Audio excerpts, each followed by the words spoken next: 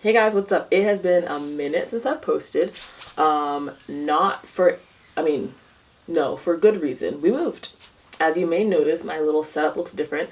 My husband and I, we bought our house in January of this year, and it has been an adventure, to say the least. I mean, like, great adventures, but it's been an adventure, and so we have spent the last couple months just kind of getting our lives together here. So as a result, I have not filmed. I have not recorded much of anything. I mean, if you follow me on TikTok or Instagram, you see that I've been posting here and there, but I haven't been as consistent because we have been setting up our lives in our new hope to be forever home. This is my office, and I put a lot of just time and love into making this space cutesy, with the goal of getting back into filming videos and talking to you guys about all things doula and just life and everything.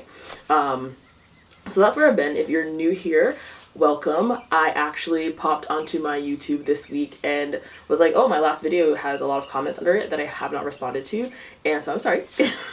I will get back and respond to you guys, but I just want to say thank you for watching, for liking, for commenting, and I'm reading all of your comments, and I'm actually going to be making my video today about one of the comments that I did see, which was, what do I put in my doula bag? I remember when I was a new doula, I would spend so much time trying to figure out like what I actually needed at a birth. For my first couple births, I put way too much in my bag, and now my bag is way more like I've minimized stuff based on like what I actually use in a birth. So I figured out like this is a good coming back video because it's easy, simple, and I can talk about all the things that I do at a birth, what I put in my bag at a birth, and how they support my moms. So for starters, my bag. When I first started going to births, I would carry a cute little like duffel bag and everything, or like a lunchbox and my water bottle and all that. It became too much to have in my hands because a lot of my hospitals that I go to, they're massive. So I could be walking for a good like 20 minutes before I get to my labor and delivery room, and I don't want to be carrying no bags. So I have quickly learned that this is the way to go. Wheels, easy to carry, extends, all of that, so I can put all of my things in one spot. So I highly recommend a rolly suitcase. It's not the cutest thing in the world, but it does great. And also like it's easy to tuck away in the corner of a room. So usually I'll pull into a room when my client's like 3 to 5 centimeters dilated in active labor, depending on when they call me in. And I also don't want to have a ton of luggage to like have to tuck away depending on the size of the hospital room. So I love being able to have everything all in one spot, just roll it to a little corner of the room, and that's it. Another thing I love about the suitcase is that the one I have is like a dual compartment. So I have like a front compartment and back compartment. I keep the back compartment for my things. So I carry things for myself, like a spare pair of like pants, leggings, underwear, like extra bras, socks, whatever, because labor can get messy and wet. And also like you could be there for a while. So I like to grab things that help to make me comfortable if I need to like change my clothes, feel dry. If I don't know, got messy for whatever reason. Also to like change my clothes if I get messy at the hospital and I want to like change before I sit in my car or anything like that, like I just have a change of clothes. For myself, I also always carry like food, always. Snacks, electrolytes, things to hydrate, things to quickly like give your body a little bit of protein. Like I carry like chomp sticks, tea bags, just things like that. Like most hospitals, like you can get food from, but like I just always like to have something on hand that I can like pop out to the hallway, eat a little chomp stick, come back, and just keep myself comfy cozy. But I know that's not really what you were asking for, but I do think that it's important to also have things for yourself when going to a birth, because you might be there for a long time. You might be there for a bit. But things I bring for also another thing that I bring for myself are those, I don't have any on me right now because I just ran out and need to buy more, but those like, individual packaged like heating pads. I bring the ones for my neck and shoulders and for my lower back. Self-explanatory. I need them. Especially if it's a long birth. I need those things. I need to be like taking care of myself as well. But yeah, so for our moms though, what do I carry in my labor bag for my moms? So there's a few things. First, I always travel with a mask. Depending on the situation, depending on how I'm feeling, I always travel with masks. If you're doing hospital births, they always have them, but sometimes they like, you know, kudos if you show up with your own. I always travel with a heating pad. So this is my birth heating pad. Some of my moms come with them because if they do their prenatals with me, I also just recommend they carry a heating pad. Some hospitals let you plug them in, some don't. For the ones that don't, I also have the adhesive ones. They last longer than the ones the hospital gives. The little like pop and squeeze heating bags, like those last like 5 minutes. And my moms get really angry. Not angry. Frustrated when they're like, hey, it's a heating pad for pain, and it lasts like 35 seconds. But I always have that in my bag. Another thing I carry is this like scarf towel combination. It's similar. I use it the way the rebozo is used, for either lifting of the belly, supporting the hips, doing the shake the tree. I also will use it like sometimes if my client needs extra support, I'll stand on one side of the bed and hold the two ends. My client will stand on the other side of the bed and hold the other end and go into a deep squat when she's got a contraction and having her partner do hip squeezes or hip jiggles, or vice versa. Like I'll do the hip squeeze and the partner will hold. But it's just great for creating like those moments of like balance, tension, all that. So that's something I always carry. Don't always use it, but I always have it on me. Another thing I carry are tea lights. They're not as necessary, but sometimes it is nice to create a vibe, especially if you have a mom who's kind of like needs help getting into that focus zone. Just dimming the room lights, putting on some tea lights.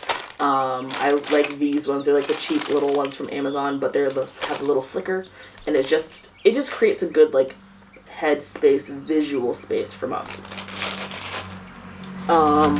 This is the Holy Grail. This baby fan is a baby fan.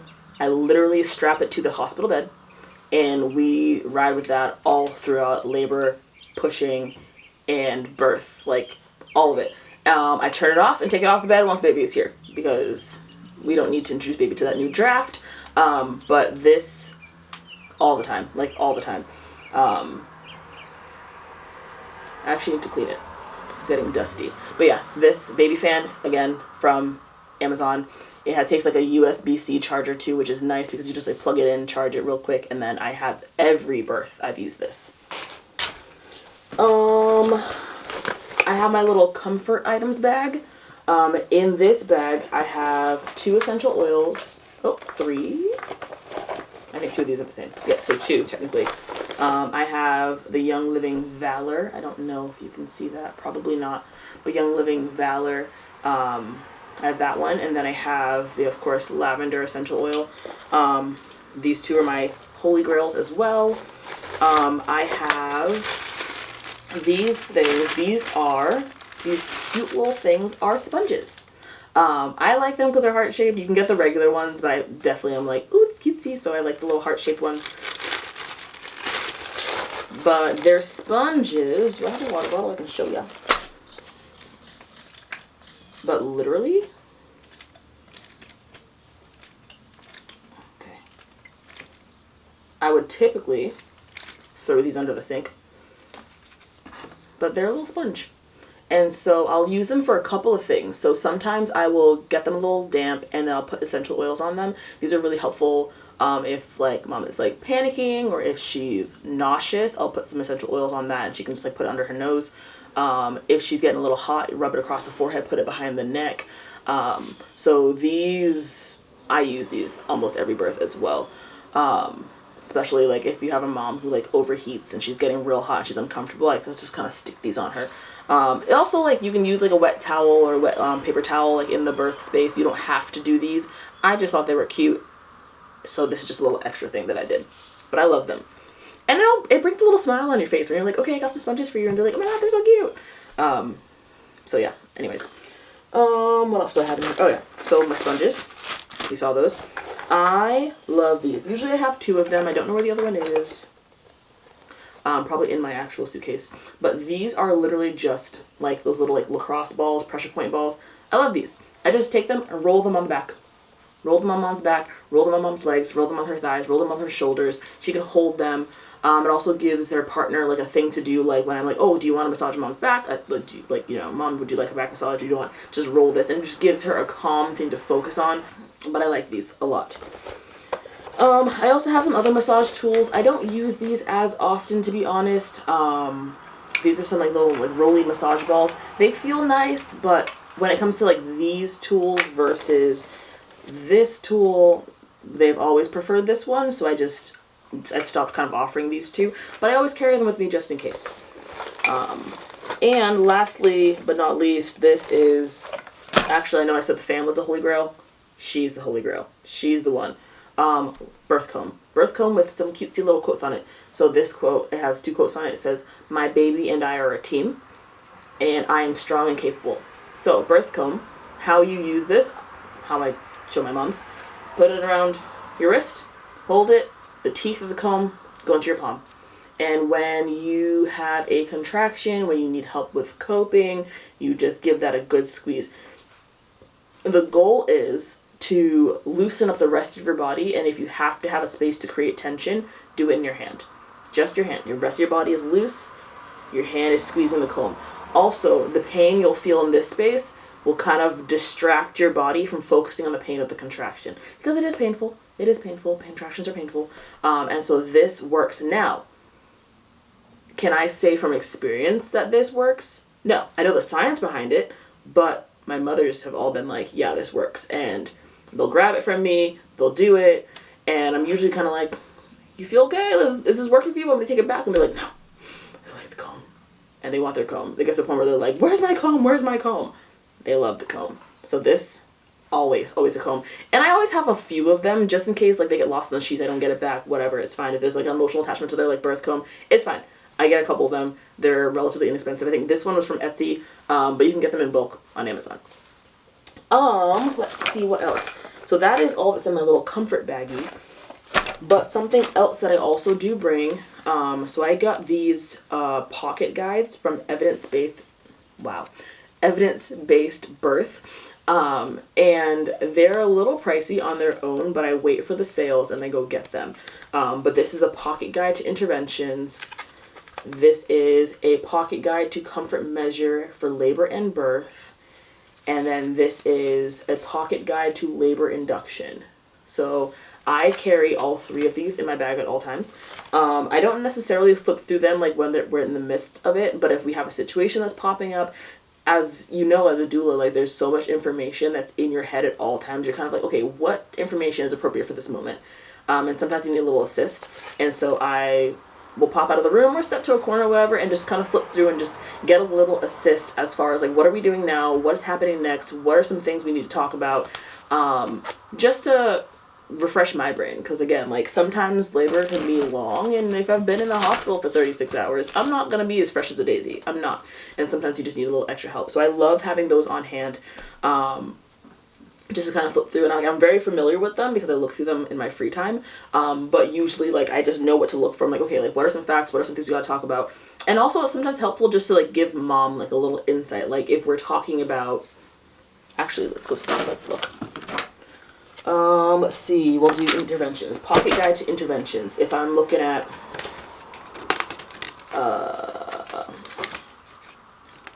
antibiotics, let's say antibiotics for group B strep. So it just gives you information about like what it is, the statistics, how it compares to other countries, what the evidence on it is, the benefits of the universal approach, risks of the universal approach, what are some alternatives, and all of that. There's like article on artificial rupture of membranes. So what is that? Like when someone breaks your waters for you, like what are the risks? Why do people do it? What are the benefits? All the different things. Sometimes like moms just want to see it, or partners. So whether it's like dad, boyfriend, fiance, grandma, like whoever's also like the support person in the room as well. Sometimes they just want to see the evidence. I don't advise just handing the packet over to your moms because they'll read through the whole thing and that's not helpful to anybody. But just for specific references if you need it. So that's really helpful. Some other things that I have in here, I always keep a bag of tea, a form of ginger tea, and honey sticks. Honey sticks are amazing for labor. I can do a I can do a separate video on those, or you can just check out my TikTok. I actually talked about it on my TikTok, and why I love honey sticks, but the long and short of it is they are really good for like balancing blood sugar. They're really good for just a little energy boost, a little sweet treat that is not like, it's not food necessarily. So you just like pop a honey stick, just chomp on that during labor, and like just the extra little boost of energy to your brain and to your body is really helpful for mom, for dad, for doula, for anybody. So I just always have them with me. And that's pretty much all that's in my bag. I mean, I have the typical things for myself, like a charger, like, I don't know, like what else do I have for myself? Like lotion, packs of gum, chapstick. I actually usually carry a chapstick for myself and then a brand new, fresh, unopened chapstick in case mom doesn't have one. Let's see. I'm gonna walk through my birth, see what I got. Extra deodorant, like things like that. I don't stress as much about what supplies I have. I have those supplies that I'm used to and that I rely on, but most of the time, what you end up needing the most for labor and birth as a doula is your education. Like your education and your experience. As a new doula, it's a little bit harder because there's not as much experience to kind of fall back on. But I too was a new doula, and like I really just, I remember those days, and I remember telling my husband, like, I can't wait until I've done X number of births, because then I feel like I'll be able to have enough experience to not be as anxious going to births. And it really happened like that. Like once I had like 10 births under my belt, I was like, ugh, I know what I'm going into.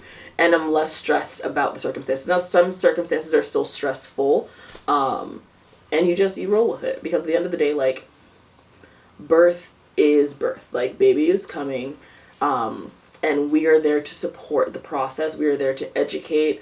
My favorite births are the births where the parents have been educated ahead of time, either with me or someone else, because then I don't feel like I'm going into a situation where everyone is panicked. I think education is power, and that's how we best empower families.